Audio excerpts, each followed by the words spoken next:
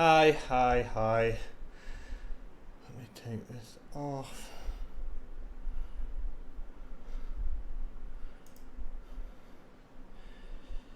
Let's go me Twitter. Okay, so I know why. I'm gonna do it. There we go. Finally looking at the right thing. Let me put this on here just in case I need to search for something later on, and then we'll get straight into it. Let me know if there's any issues with sound or visuals or anything, and then I'll be able to put that to bed pretty sharpish. How's everyone doing? It's been a long week. I've got a 6-day work week next week. Out in Taiwan, you've got to do a makeup day for having an extra day off. So we're getting the next Thursday off. But to give us a Friday off, we've got to work the previous Saturday. Which, man, it sucks. I don't know why they do that. Alright, so let's have a pop at seeing what people are chatting first before we have a discussion about things like captaincy and things like that. So, hi Sean. Pope, good. TA, good. Otamendi, good. Vertonghen, I like it. Good 3 fixtures coming up. KDB, Mane, Son, Mount, Firmino, Pukki, Tammy. And you got Cantwell, Rico, Lumsden on the bench. Yeah, so... Alright, so I won't worry about Salah because you've got the Mane, Firmino coverage anyway. And a lot of people getting off Liverpool or saying, the fixtures aren't very good on, the fixture ticker and stuff. I think that's garbage. I think it's all day Man City and Liverpool fixture proof almost. But if you've got Mane and Firmino, I think you are, that if you combine those 2 points, they should easily be able to sort of match Salah. But definitely, I really do like that squad, Sean, but it's the lack of City just having one of them. Like, a couple of points I've come across in terms of the City assets. I know that we have issues with rotation, but if you've got 3 City attackers, say you don't have Otamendi, say you've got, the 2 Silvers and Sterling, or you've got KDB, Sterling, and Aguero even, then you're not going to lose all 3 of them. Some of them are at least going to play a little bit. So just having one in KDB. KDB is fantastic. Everyone hates always saying like, who is essential? Is he essential or whatever? But if there are players right now that I feel that you must have in your team, it would be TAA and Kevin De Bruyne. So I understand the risk, but I just think that is a very nice balanced squad. It's a really good front 3. If you're ever worried about that, Firmino can drop down to a bench, play 2 up front, and you can always upgrade one of your midfielders. So I think that'd be all right. But not sure whether it's City for City coach. I would 100% be captaining Heung-min Son right now. If I had your team, Sean, Son would be my captaincy pick. I mean, his next 3 fixtures are just so nice. Let me just look at LOL. Southampton at home are just conceding goals, not strong at the back. They usually do really well at home, Tottenham Hotspur. Brighton away, not the surest of defences. And then Watford at home, I can't look past Son for some of these games. Captaincy is the most important thing to do every week, and I'm doing... But at 5 weeks, Alpha, I'm on a 6 weeks run, buddy. Every single week I've chosen the wrong captain. Even last week I chose the wrong vice captain because I vice captained Salah over De Bruyne. So I'm 6-0, buddy. How does your guy feel? Should you sell James, Dean and Barnes for Abraham, Mount and Rico Diop? Look, West Ham have done really well in keeping 3 clean sheets, and I think that is massively overstating their stats that they're posting. And again, I don't want to get too much into stats. I know that sometimes we look at stats and you have to figure out how to separate useless stats from useful ones. So saying, okay, West Ham's never lost a 12-25 kickoff or something like that, stats like that are just complete rubbish. But them getting 3 clean sheets, I just feel like doesn't give me faith in a West Ham defence. So Rico to save some money, but I think Rico's going to lose his place again already. So that's going to, if you need a playable defender, then you've got to go Diop. But if you're okay with just having some bench fodder that might play every now and again, then maybe Rico. Maybe Rico might play definitely, I think, this weekend and maybe next weekend. But is it Kelly, the other fullback, the new fullback at Bournemouth? And another one's coming back. I don't think it's Charlie Daniels. I think it's somebody else. But they're starting to get players back now. So, and you'll be taking a hit for that. So Abraham and Mount, I understand the desire to double up on Chelsea with the fixtures. And this is going to sound mad, but I still don't trust/believe in Tammy Abraham. Now I do in Mount for his price at 6.5, or is he 6.6 now, as a 4th or 5th midfielder, so I play a 3-5-2. I think he's worth it. Tammy Abraham now is Tammy gone up to 7? Is he 7.5 or 7.6 now? Tammy is 7.5. Now don't get me wrong, he had 3 blinding weeks. So this Wolves have been completely off the boil. Don't know where their heads are at this season, and it was a weird 5-2 game, right? But he's scored the goals against teams that who have been in the Premier League for like a year or a year and a half, like Wolves have, and newly promoted sides Norwich and Sheffield United. For me, I know it sounds mad. They've got great fixtures. In a way, it's kind of chasing points. I know everyone is telling you need to get Tammy Abraham. You need to get Tammy Abraham. I just feel like I'm not scared. I always say this in my streams, like, I choose players, or I want players or whatever based on, like, am I scared about them going into this game week? And, he's back. He had 3 cracking games out of 6, but he has blanked half of his games. You're not getting someone like Callum Wilson, who is just ticking over every game week, getting like 5, 7, 10 points. I'm more scared of Callum Wilson than I am of Tammy Abraham. I'm more scared of Pookie than I am Tammy Abraham. He's done nothing against Liverpool, didn't do anything against in the short time against Leicester, and then starting the season Man United when they got thumped. So if you're going to take a hit, I understand selling James. I understand a lot of people getting off Dean.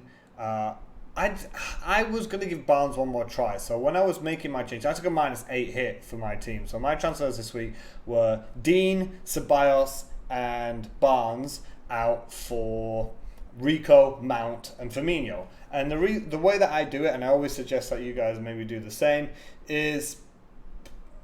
Why are you not playing King over Cantwell? I don't have King. What? So... Oh, maybe you're talking to someone else? I don't know, but you spammed it, so I wasn't too sure. So I took a -8 hit, but when I take a hit like that, because I know I'm going to have probably Firmino for a while unless Vardy starts to bang, but that's fine because I can drop down to Vardy. I had to make the move now because right now I couldn't afford it. Mount went up 0.1, Firmino went up 0.1, so I was right. If I wanted this setup, I had to go, and I did, and I beat the price drops. But I should keep Mount for quite a few games. Rico will just sit on my bench, maybe come on for a few games, and Firmino will play all my games. I'm not going to drop him because what's the point of having a 9.5 million striker? So when I say I got a -8, if I keep those players for 4 weeks, I just say it to myself, okay, that's a -2 every week, and I'll avoid hits again for the next few weeks. So unless there's an injury or something terrible happens, then I'll have to take a hit, but I'll just use a free transfer next week, so it's not too bad. So would I justify taking out James, Dean and Barnes for Abraham, Mount and Rico? I don't know. If you believe in that double Chelsea, that Abraham-Mount combo, it is probably better than James and Dean. I don't know about... I would have given Barnes another chance. If I'd have gone 4-3-3, it would have been Firmino out for Abraham and Greenwood up to... Or I'd have kept Ashley Barnes. So if it's a -4, yeah, if you're feeling it. And then you just say -2 Abraham, -2 Mount, right? And they've got to make up that 2 points difference. Chelsea are too good to ignore. Yeah, but Chelsea aren't Chelsea aren't too good at the minute. Do you know what I mean? Like, if this was Manchester City are about to have this fixture run, we'd all be tripling up on Man City attack. Same for Liverpool. But I feel like at the minute, I'm still not trusting Chelsea. I'm still not 100% sold by Tammy Abraham.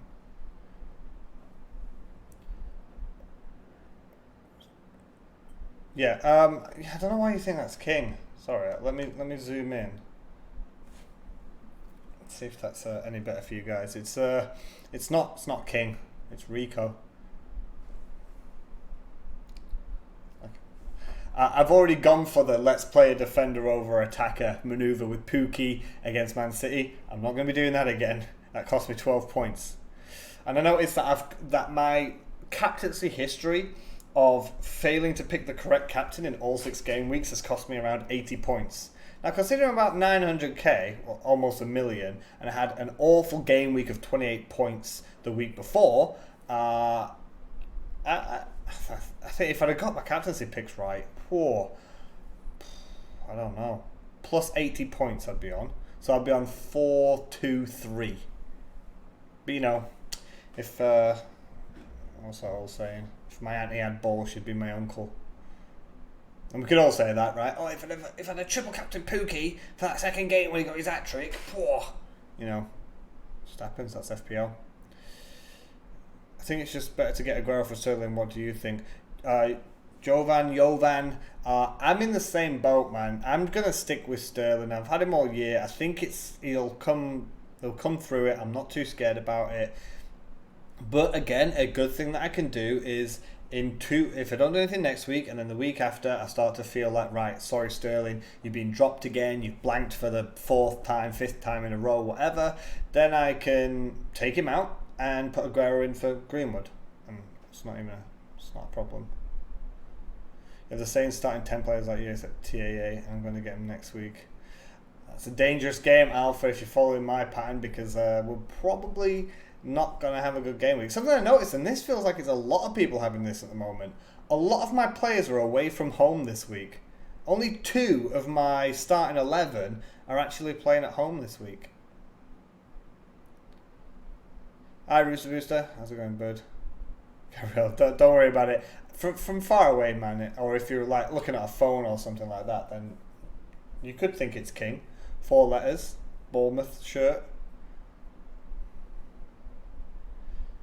Hey Kerry, how's it going?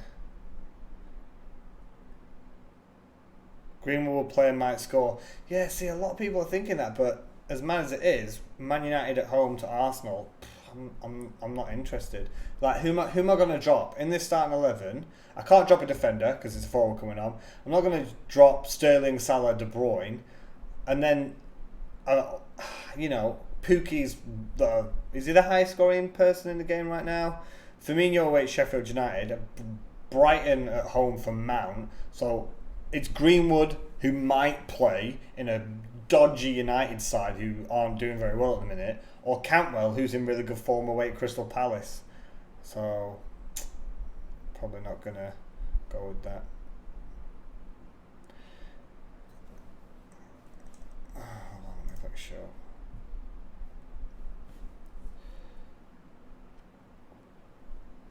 I think after this week you're going to get Abraham in and Firmino out because of fixtures, and you're going to get him in again. But again, I'm looking at these fixtures and I know it's red a little bit here.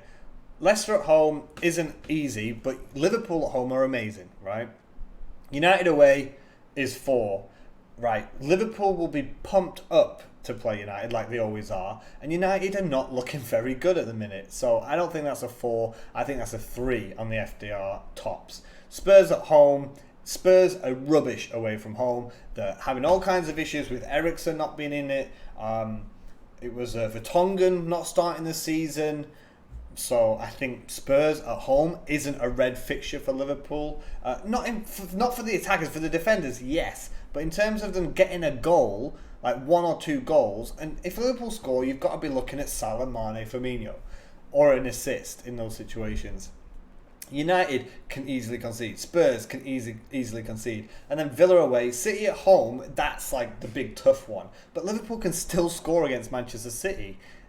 is it 1 or 2 clean sheets that Man City have kept so far this season, and it's at Anfield. So personally, I'm not worried at all about top of the table by, is it 5 points now? Liverpool playing home games against any team.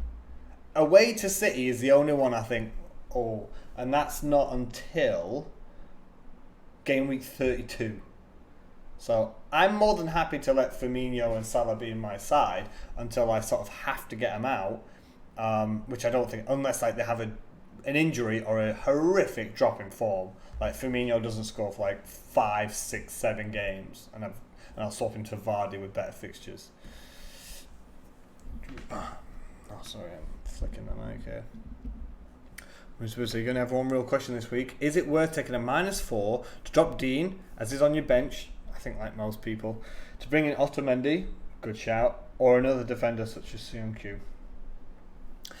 Honestly, it depends if do you need that money? So if you drop him down to Otamendi, you get like, what, 0.6 million? And if you drop him down to Sionku, you're looking at like 1.5 million. If you need that money, then take the hit, because like you said, he's on your bench, right? But if Luka Dean has decent fixtures again after this game week, I got him out because, like, apart from TAA, Luka Dean is like half of it.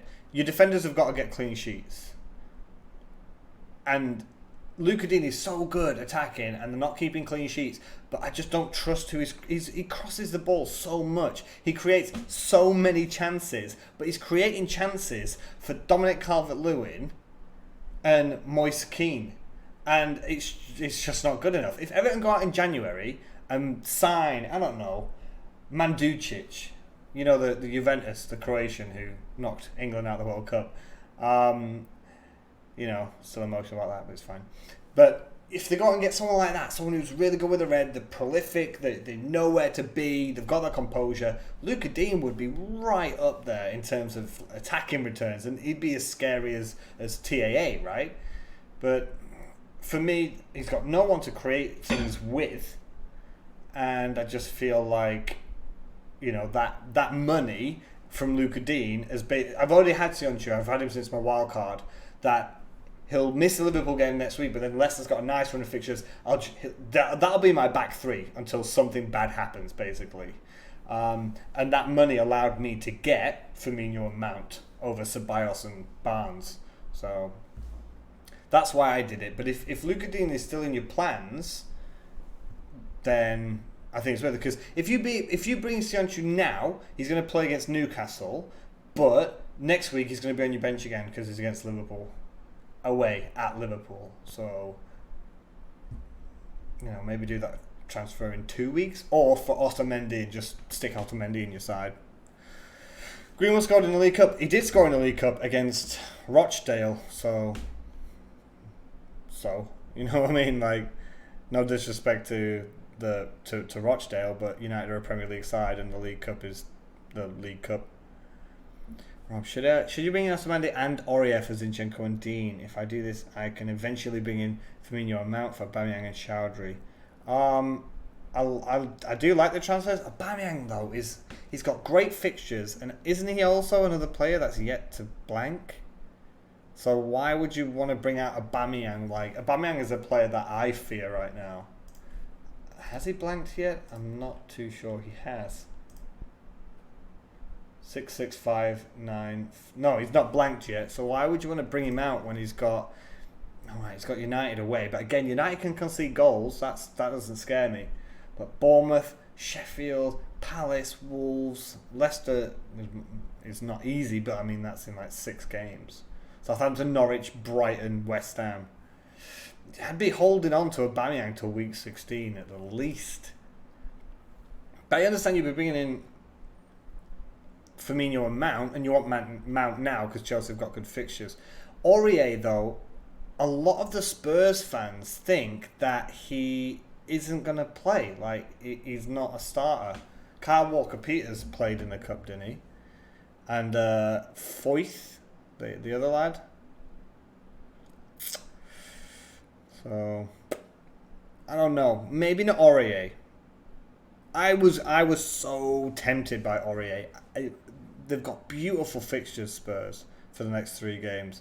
But if you've got a good sub defender that'll come on, that's fine. But you don't want to spend 4.9 million on a substitute that doesn't play. So I wouldn't go Aurier. I'd go like Seung-Chu and just don't play Seung-Chu next week if you've got an extra sub that you can throw in there. I think Lundstrom next week is fine. That's why I've got this set up. Yeah, so I've got Lundstrom. You can see next week I'll play him instead of Seung-Chu. And then he'll go back to the bench and Seung-Chu will come back for this Sea of Green.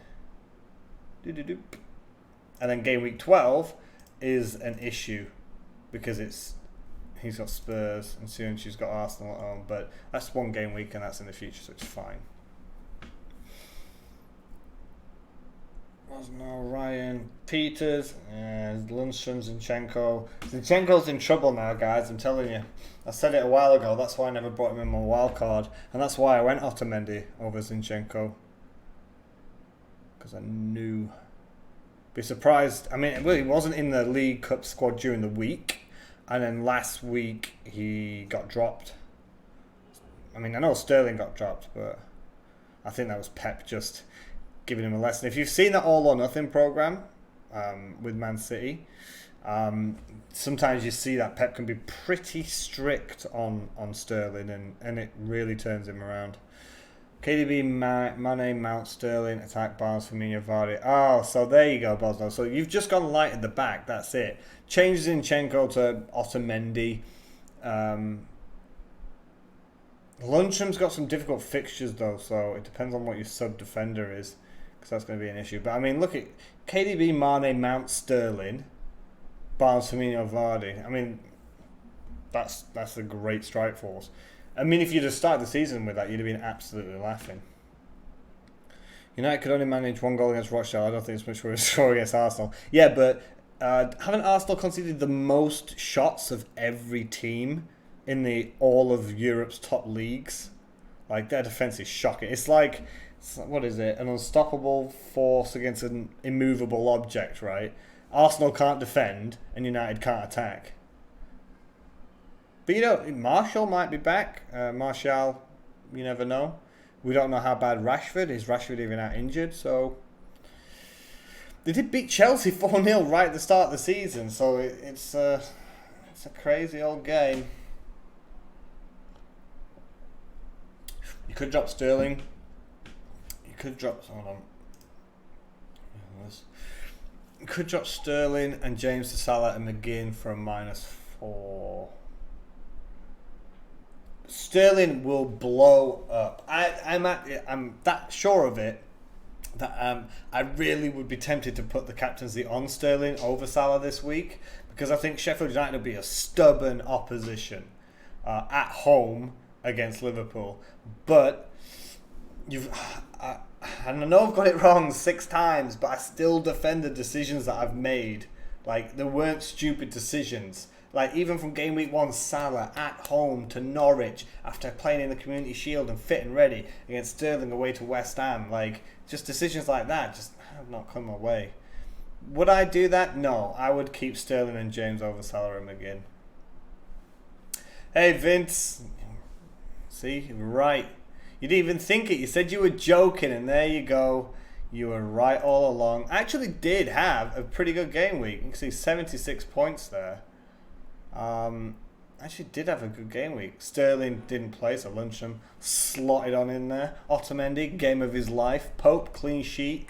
TAA got the goal. Salah got an assist. He was my captain for the week. Cantwell, nothing. Ceballos, nothing. Ceballos has been the most useless player I have had in FPL this entire season. And I started the season with Diego Jota. So KDB 17 points, and then nothing from it. That's what pushed me against Barnes. I still think he's going to do all right, because he's done nothing in 3 weeks, and his stats are starting to waver a little bit. I don't know. He could do stuff against Villa, but Everton can have a stubborn defence. Leicester away is not easy, so I think I got him out before his price dropped, so it worked out in the end pretty well. But it worked out, yeah. So it was fine. I'm glad Sterling didn't play, because Lundstrom came in for 12 points. I forgot you have Heaton, not Pope, but I can't get him if I'm going to get to it. Yeah, honestly, I don't know why people went for Heaton in the first place. Was it save points or the fact that he was good at Burnley and they play in the same colours? Like, I don't know why people were putting a newly promoted goalkeeper in there when you've got Pope at Burnley or Ryan at Brighton, you know. What are my thoughts on having Maddison after game week 9? I think he's a great shout. 7 million though is a little bit pricey. He's just broken his duck, right? Like he was the player that took the most shots in the Premier League without scoring a goal. It's like 31 shots he's taken, and he finally scored. So Maddison is great. He plays just behind the two. Everyone is having a go at Tielemans. I don't even think Tielemans is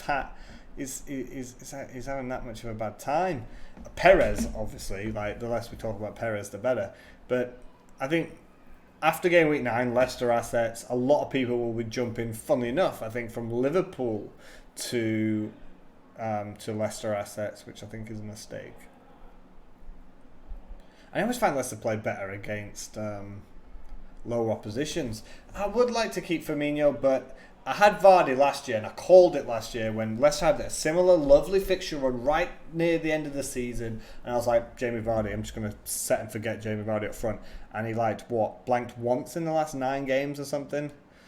So Maddison is a good shout, but I think Jamie Vardy from this week, I think him going away to Liverpool isn't as bad as it is. Liverpool have been conceding goals, and Jamie Vardy's Jamie Vardy, isn't he? Like, he just loves playing top 6 sides. So get him in for Newcastle. I think that's the one thing. I went with my heart over my head, and I could have got Jamie Vardy this week instead of Firmino, but Firmino is possibly my favourite Premier League player because he's just like, he's so nice to watch, and he tries new things, and he's not selfish, and he works hard for the team. The last few seasons, I've had him a couple of times. Like, he's not always the greatest in terms of fantasy points and being a fantasy asset, but this year he is turning it around. 5-8, blank against Arsenal, 12-8-9. So he is up there this year. He's doing well, and if you ever look at his bonus points as well, he's clearing up some of them. So I just felt like Vardy's a really, really good shout. Like, I think he's fantastic. If you've got Vardy over Firmino, I think that's just as good. But I just went with my heart, and I was just like, I just think Liverpool are still going to be great, and I just think he's Firmino's having a great start to the season as well. We went for Vertonghen over Aurier. Yep, I think that's... But hold on, Vertonghen has been dropped a couple of times, hasn't he? He's only just coming back now. Aurier will play and get subbed around 70 minutes, then Spurs will concede. Or Vince, see, I called you out for saying that Sterling wasn't going to play last week, so I'm worried not to call you out again, you see. Yes, let's believe Vince. He's right. Nah, it's weird, right? When people like Mount and Abraham, right, got dropped during the week for the League Cup to the bench, and everyone's like, this is good news. This is good news because, you know, that means they're getting a rest. But then Aurier gets dropped in the Spurs game, and everyone's like, well, he's out now. Sell him, guys. Sell him. He got dropped. And it's the same with like Sterling and people playing in the cup games. It's like Sterling plays, oh no, he's going to be dropped again, I'm telling you. And then other people are saying like, well, he can't go 10 games without a game. Like, they're acting like it's 3 months. like, I don't know. Just, I think trying to guess without solid sort of info, or waiting for the press conferences when they say like, this is my plan or something, it's just a guessing game. But you get so much fake news on Twitter, fake things, and people saying, you know, what was it? What was the one last week? Alexander-Arnold isn't playing against Chelsea because he's at a FIFA event. I just go with like what I feel is going to happen. I don't listen to it unless there's a reliable source. Even Maddison was supposed to be dead set out injured. He is not playing 100%. He is done, and now there's a credible source that is saying no, he's fine, and he's been pictured in training. So Alpha got -3 from Maitland-Niles. Yeah, he didn't have a good one against Villa, did he? Red card. Heaton, Pope or Gunn as goalkeeper? Pope. I just wouldn't go Gunn. Southampton keeper, right? I don't trust Southampton defence. Almost as less as I trust Aston Villa's. Pope, yeah. TAA, yeah. Soyuncu, yeah. Luka Dean. I think a lot of us are getting rid of Luka Dean, but I think he'll be still a good asset. Zinchenko, Lundstram, Mane, De Bruyne, Sterling, Cantwell, Pukki, Aubameyang. You got 2 free transfers. Any idea? Oh, Rob. I think that's a good team. Maybe Zinchenko or Luka Dean out. Just use one of the transfers. If you don't want to blow 2, maybe just use one. So TAA is going to play every week. Ziyonchu won't play next week, but you can play Lundstram. And it depends if you're playing 4 at the back. But for me, I think Zinchenko's time's almost at an end. So maybe just use this one transfer out of your 2 to do a sideways move to Otamendi. I mentioned this in the video I made during the week on the channel, that a lot of people are saying about Chelsea. I think Azpilicueta. A couple have said Marcus Alonso, which is fine because Emerson's supposed to be out till mid-October, a couple of weeks. But Azpilicueta is down to 5.9 million, and he is arguably like the most consistent. Aguero is so consistent every time he scores at least 20 goals a season, right? But Azpilicueta, he's always up there amongst the top scoring defenders. He just ticks over, and now he's back to his right back position. He's already got 2 assists this season. I feel that if people are going to get off Luka Dean and go to Otamendi, I think that's a reasonable choice. Or if they're going to go all the way down to someone like Sioncho, I think that's good. But as a 6% own differential, with these Chelsea fixtures, clean sheets have got to come. They've not had a clean sheet yet. But he's the captain. He's completely irreplaceable at Chelsea. And he's getting up that right side. I said he's already got 2 assists. I just think that for 5.9 million, I think you're getting a 6.5 million defender, basically. Or he used to be, at least. But under 6 million, I think, is a really good deal. What do I think about Tammy? Yeah, I mentioned Tammy earlier. I think Tammy, Mount, I think they're both going to be really good. I just personally, I'm not scared about Tammy. I mean, watch him go and banging a hat-trick now, but I think he's had 3 amazing game weeks out of 6. So he's got a 50% bang ratio. I mentioned him earlier, like Callum Wilson. Every game he's getting points. He's ticking over every week. Tammy is like, he scores 14 points or he scores 2 points. The defence for this game week, TAA, Peters, I don't even know. Burnley's got Villa, right? Yeah, Burnley are at Villa, which I think is fine. Peters, Otamendi, on your bench, Dean, Rico. You got 2 free chances also committed to move Dean. I took Dean out. I did my transfers, was on Monday, and I can completely see why. Like, I don't want to repeat myself for the stuff that I mentioned earlier, so I'll just do it in a quicker version of, you want your defenders to keep clean sheets, but the likes of TAA, you can rely on attacking returns. But for Dean, you can't. He's got useless attack in front of him. They're not keeping clean sheets, so even if he does maybe scrape an assist, he's not going to be banging in 3 goals a game. I know it's Luka Dean. I know sometimes he gets like an 18-digit haul or whatever, but I don't know. No one's going to play him this week. Fixtures aren't the best. They're not the worst, but they're not the best after. And if you're playing 4 at the back, for example, and you just drop into like a Rico and play 3 at the back, you've got 2 million there. And I said, every time I make transfers and jiggle things around and I click on make transfers and I look at the list of who's coming in and who's coming out, and when I see that I lost Luka Dean and Ceballos and Barnes, but I gained Rico, who's on my bench, Mount and Firmino, I just thought Ceballos is useless. He's done nothing. Luka Dean is annoying people at the minute. Barnes hasn't done anything in a few weeks. I'm getting Mount and Firmino. So if you guys are making transfers, that's something that I personally always do. It's just like, if I'm pretty sure and I click make transfers, I leave that box up for a while to really look and think, okay, this is going to happen. I don't regret taking a -8 at all, because it should stop me from making any hits in the future unless I have an absolute injury nightmare. Or like Cantwell. Well, even if Cantwell gets himself sent off, he'll just sit on my bench for a few weeks, so it's fine. Is it worth cutting Salah to get Tammy, Pukki and Aguero up front with Mount, Sterling, KDB? I don't know. Like, you would have the top City assets, Aguero, Sterling and KDB, which is fine. But to leave yourself with no Liverpool players, it's a little bit worrying. Aurier should play, but Foyth is also poor. And that's another reason why I don't want to do it, Matt, because you've got Walker-Peters, you've got Foyth, and you've got Aurier going for that right-back slot. Aurier's done alright. He got 2 assists and a clean sheet. Not even in terms of FPL, because obviously, like, Pochettino and that won't care about that.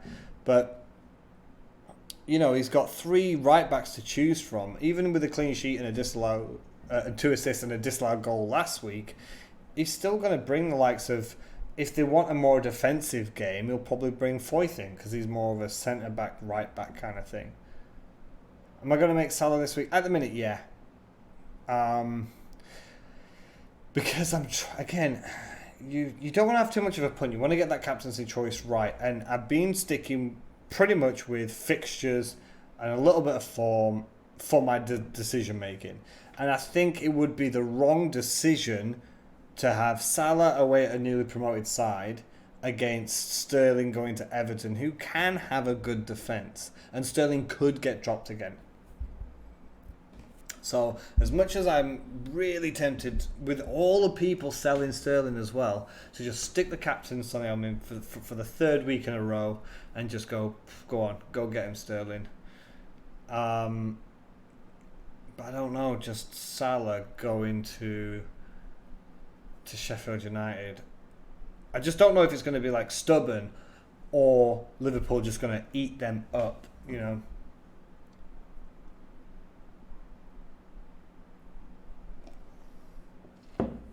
But it's tough. It's not deadline day, but I can move on from that if you help me. Huh? Did I say deadline day? Oh, I can't see it. But my problem is, every time I hit a stream, right, I'm supposed to... I do say up on YouTube, and it just does last week's stuff. It really annoys me. Salah or Abraham for captain? Salah.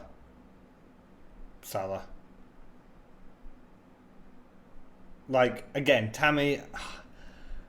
For captaincy, we talked about earlier, captaincy is the biggest decision you make every week. Like, it's the one that doubles someone's points. Salah's been the best FPL asset for the last 2 years. He's going to a newly promoted side. Abraham just blanked against Liverpool, but then he had like 3 13 or 14 point hauls. And he is at home, but I just... And also, sometimes I don't like captaining a forward. I just feel I get more out of captaining a midfielder. Kane captaincy this week. Again, it's difficult to look past Salah because he's going to Sheffield United. But I already said earlier that if I had Son or Kane, I'd probably go there because they've got Southampton at home. They'll concede. Thoughts on Tomori and Lamella? Risky long-term, Rob, because Tomori, I know he's been playing the last, 3 games, and he's got a really lovely 4.5 million price tag. But I don't think he's going to keep it. I think Lampard might have dropped Zuma as a warning to say, like, hey, you're not playing good you're not doing well enough in the game, to bring him back, because he played and scored in the week against was it MK Dons? Who was it? He battered someone, didn't he? And Lamella, there's just too many options at Spurs. At Spurs, it's Harry Kane or Heung-min Son, or maybe one of the centre backs for the next 3 games because he could get a clean sheet. So who should you captain? Firmino, Mane, KDB, Bernardo Silva, Virgil van Dijk. So Virgil van Dijk, take that out right now. Take that right now. KDB is in such good form, but I don't know. Mane might be injured. There are some rumours going around I need to yawn. Oh god, such a tiring week. Jeez Louise. And again, when I said I don't like really going captaincy on attackers, I think maybe Kane, the likes of maybe premium strikers would be fine. Firmino, would I captain him over Mane if Mane's fit? No. Like, I'm not going to captain... Again, I'd be so tempted to captain Firmino this week over Salah just as a differential pick, but I will kick myself if Salah or Sterling gets returns because I wanted to have a punt on my captaincy choice. I feel like sometimes your captaincy choice should sometimes be the least puntiest decision that you make because it doubles it. If Salah was at home to Sheffield United this game week, that would be like a dead set. Everyone will go for him. So if you don't, and he does bang, and 70% of his owners, or of the game or whatever, have captained him. So how many own Salah now? What's his ownership? 42%. So if he was at home even to Sheffield United or whatever, 42% own him, you've got to be looking at like 35% minimum giving him the captain's armband. And you might think, oh, well, I'm going to go Firmino or I'm going to go Mane. If they're the players, then that's fine. But it just feels like I wouldn't take a punt that game week. I wouldn't be like, well, I'm going to go KDB at Everton away because everyone's captaining Salah. It doesn't matter. You're going for points, not just to beat people with differential captaincy picks. Captain Sterling, Son or Kane? Son. Said that earlier. I prefer captaining midfielders over strikers, and I think Spurs have got the next 3 fixtures. Nice. You KDB last 2 weeks, just do it. And again, it depends on your team. I mean, if you don't have Sterling, and Aguero's got not the greatest stats against Everton, you think you'll do KDB you didn't do before? That's fine, but just if you've got Sterling or Aguero, or like Salah or Mane, and they bang, I think you'll kick yourself more if you do it than if you didn't take the punt. Do you know what I mean? Like, if you were thinking Salah or Sterling or Aguero, and then KDB, like, gets some points but gets outscored, I think you'll be more annoyed that if De Bruyne does well this weekend and you didn't take the punt. But the thing is that like everybody had international games. Sterling played twice for England, like 90 minutes, right? So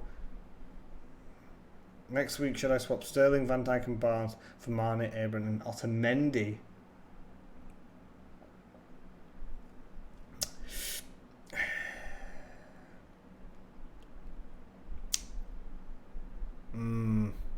I think that's a really difficult one.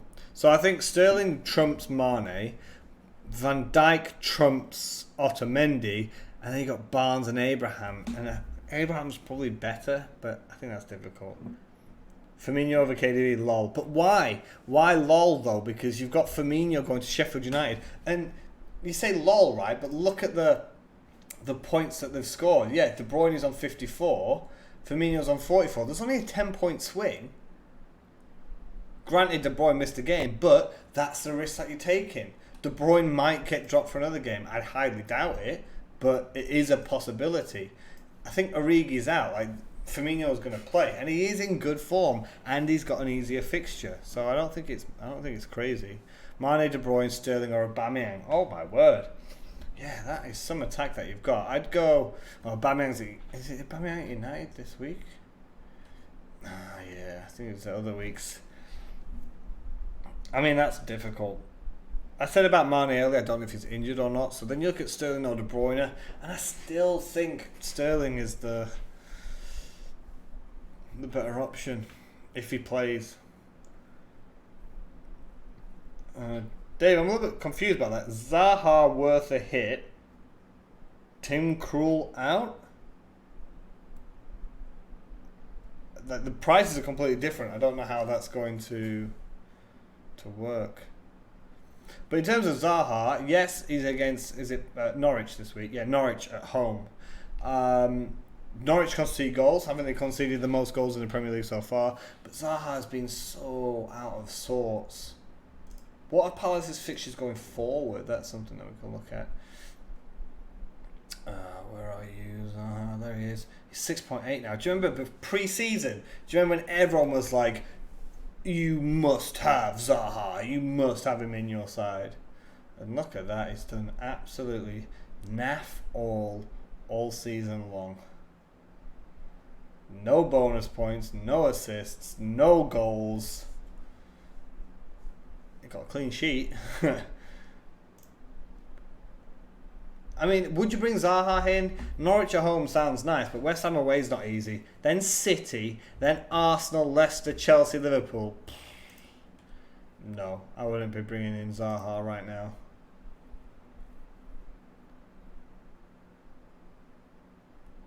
Oh, okay. All right, I understand. All right, well, yeah. So if that is the case, if it's a 1 week punt or if you're doing draft or something like that, then fine.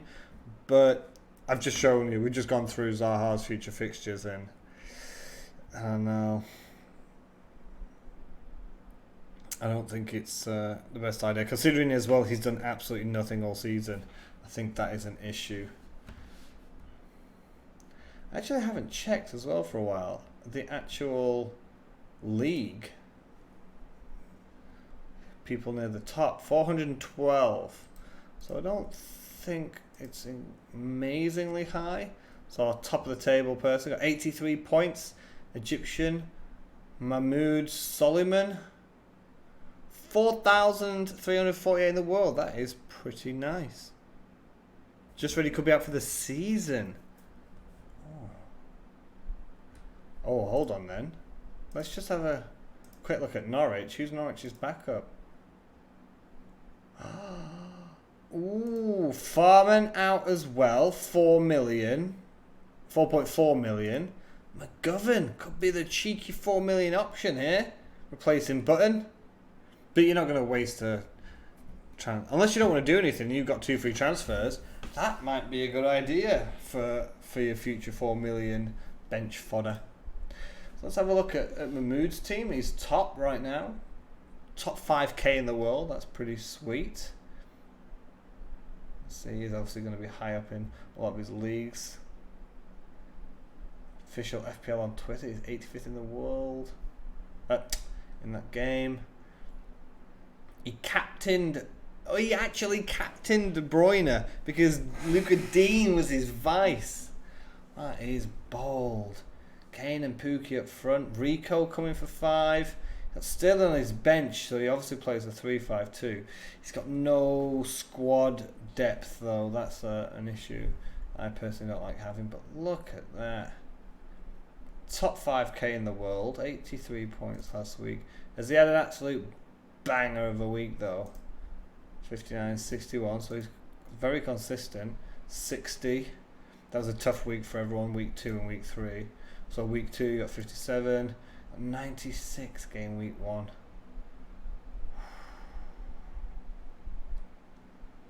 Wow. Well done, sir. Well done. It'd be nice to have a playing 4 million keeper, but realistically Norwich you won't get clean sheets. No, and I only meant as a sub. Like, I'd still play Pope, and if Krul's out for the season, well, it says here he's back October 19th, but even if he's out for a few weeks, it's not worth the transfer. If I was doing a wild card right now, then yeah, I'd take Button out and I'd put McGovern in and just sit him on my bench. I probably won't play him. It's just nice when you bench plays. I know that sounds weird, but your goalkeeper, I mean, like, just knowing you could rotate with a 4 million keeper. Yeah, so I do fan team FPL, right? And Dean Henderson, the Sheffield United goalkeeper, came into the game at 4 million. So basically I was just like, Pope and Henderson start the season. So I've got 8.5 million goalkeepers that I can rotate. And now I think he's worth 4.5 now. It's crazy. Thoughts on Kelly, centre-back at Crystal Palace? He doesn't play anymore, does he? He's dropped. I know he didn't play last game because people were like, please don't come on, Kelly, please. Lundstrom, I need Lundstrom. I know he's 4.1, and we all knew he was going to drop. He's not played the last 2 games. Like he's done. They're back now. The team's back. He's not going to play. And again, the fixtures. Yeah, they got Norwich, but the rest of the next 6 games, 2, 3, 4, 5, 6 games are not easy in the slightest. Yeah, I'm going to change that then because I don't want people to be sad and think it's deadline day stream. I had changed it. I had set it up, so I don't know why. I don't know why it's been like this. Give it a sec. See, mine doesn't say deadline day stream. Mine says game week 7, Friday night live stream.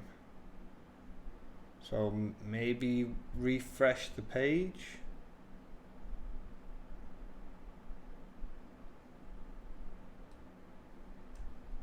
Because that's not what mine's saying right now. Sacco's a down. Well, put it this way. I might play him, but I wouldn't bring him in for it.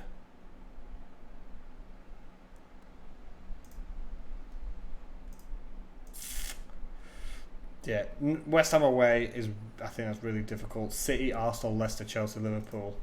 I won't be touching Crystal Palace. That's what it says. I'm right.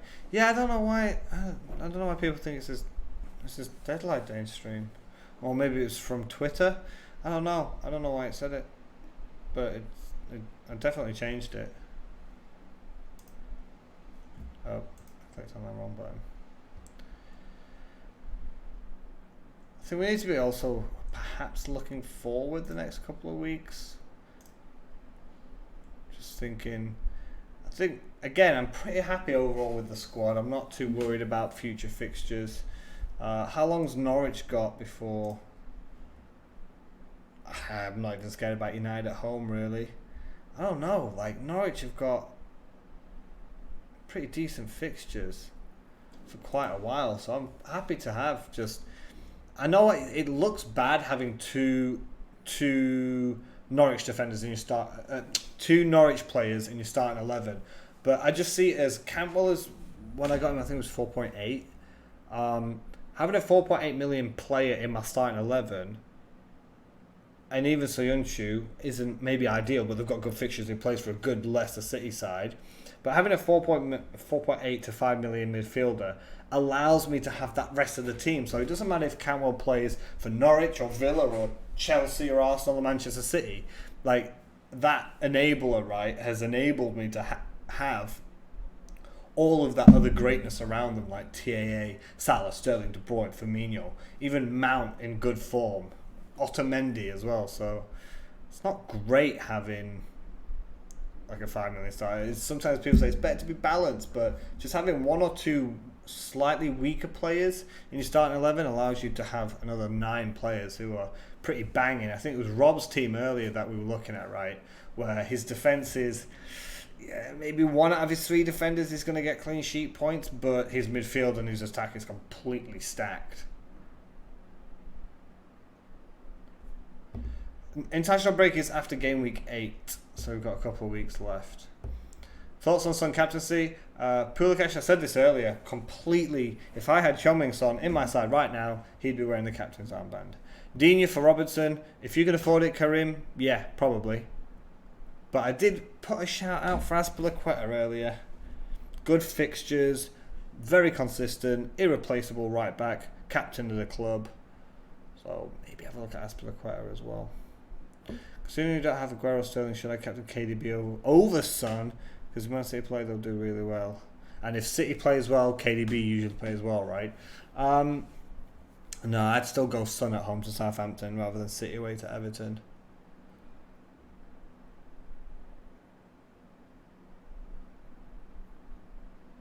Yeah, I did understand, Sean. Yeah. Basically, if City play well, KDB plays well. It's like if you.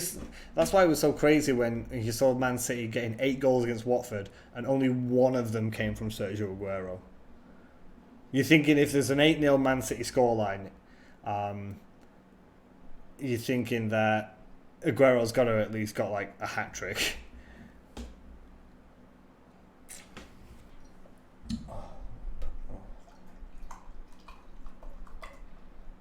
stressful week, so I'm having a beer before I go.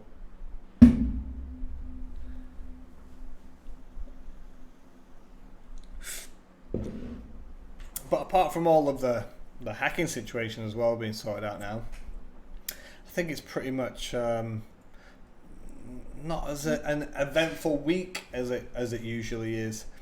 I think captaincy is the most difficult issue this week. I think Spurs have got the best options available. If you want to have a real big punt, maybe back Chelsea, but I don't think Potter's side is going to be as a bigger pushover as you think. I think he's gotten playing some nice football recently. So I don't think it's going to be an absolute 5-0 Chelsea scoreline. So just going through it then. Liverpool, Sheffield United are really going to be really stubborn and just shut the doors on them and press them to hell. And Liverpool might win 1 or 2-0, which won't be great. Villa Burnley, again, Wood getting a brace last week. Really, really cheap now. I think he's gone down to 6.1, 6.2. So if you're playing 3 up front and you want that third striker to be quite cheap, I think he's a pretty good option. But again, I'm still not really backing newly promoted sides, certainly not defensively. So Burnley could do well. Bournemouth, West Ham should be a little bit of a goal fest. Both, I know, again, West Ham have had 3 clean sheets, but Bournemouth, Wilson just keeps on ticking along. Even Harry Wilson has been doing pretty well. Ryan Fraser is in a little bit of no man's land at the minute, but Bournemouth attacking really well. West Ham, again, if Lanzini's back with that, he's created, was it second chances just behind Kevin De Bruyne? Hallier looked pretty weak in the last game, but could be back to his best. So I think there's goals in that one, definitely. Chelsea, Brighton, again, I think Chelsea's going to do well, but I don't think Brighton's going to be as easy as you think it is. Palace, really good at shutting up shop, but Norwich, Pookie, you're going to be hoping he's going to get something from that with Cantwell. Spurs, Southampton, that should be a Spurs 3-0 all day. Wolves, Watford, I said avoid this because these two are the two just teams so far this year. Wolves are just having a European headache. Watford are completely off the boil. They've just been battered 8-0. They gave up after the first goal, let alone after the other 7 that went in. Despite Deulofeu posting pretty decent stats, so if you want that cheap third striker, Deulofeu might be an option. But personally, Wolves, Watford is a huge avoid. Everton, City. Everton humbled big time against Sheffield United last week. Can't buy a goal, can they? We knew this already before even the season started, and they were starting with Dominic Calvert-Lewin up front. Man City is just Man City, Leicester, Newcastle, that's the one that scares me. I think that and Southampton this week scare me. Spurs and Leicester scare me this week because Vardy, Maddison, even to an extent Tielemans against that Newcastle side. I think it's going to be pretty good for Leicester. And then United crisis keeps getting thrown around. I don't know if it's a crisis. I just don't think they've got quality players against an Arsenal side who I'd only really want Aubameyang from that team. And Arsenal have great fixtures after this one, but I think it's pretty close. I don't think it's got a lot of easy fixtures this game week. I think there's a lot of tight games in there. So I actually imagine it not being a crazy high-scoring game week this week. I think we could see an average of about 45. But we'll have to wait and see. Imagine triple captain Aguero and turning off your phone and seeing that scoreline. Yeah, you'd been like, refreshing, making sure it's not a glitch, and then opening it up to see him get 1 goal and 1 assist. And De Bruyne getting what was it, three assists and a goal? Do I think next week you get TA over Virgil van Dijk and have no money in the bank? Or stay with Virgil, get Pope and Lundstram over Rico, or Rico over Kelly? I mean, if it's going to sit on your bench, it's not worth it. VVD, it plays for you. TAA plays for you. Who would I rather have playing for me? TAA. So if you're going to get... Alright, you're going to play Pope, but you're going to play and get Lundstram over Rico Kelly? It feels pointless. We don't often really start Lundstram. And is he worth, not having TAA? I don't know. You think Spurs could go off against Southampton? I think they will as well, after getting battered in the League Cup. Why Manchester City game on Sunday is Saturday evening? Oh, because I'm in Taiwan at the minute. So, plus 8 hours. That's why. Hopefully Kane and Son smash it. Matt, I'm very sorry. Hopefully they don't. And that's purely from a selfish perspective. Alright guys, I'm going to leave it there this week. It's been about an hour. Sometimes I get an hour and a half, 2 hours, but I think I've covered everything I wanted to discuss this week, and the video is still on the channel discussing this game week and the last game week. So if you want to have a look at that, that's fine as well. I should be back next week. Hopefully we'll have an exciting game week, lots of green arrows and things to talk about next week. I'm just tired. Next week's going to be really difficult. It might not even happen next week because I've got to work Saturday morning, so I'll be up at 6:30. So it's doubtful for next week, unfortunately, unless it's an absolute massive things that have been happening, and then I'll just turn it on for an hour or so. So thanks for joining, guys. I hope you have a great weekend of football and rugby action. Thanks for joining, and yeah, as always, have a good one. Cheers, guys. Thanks for coming. Bye bye. You too, guys. Good luck. Sorry, Jermaine. Bye bye.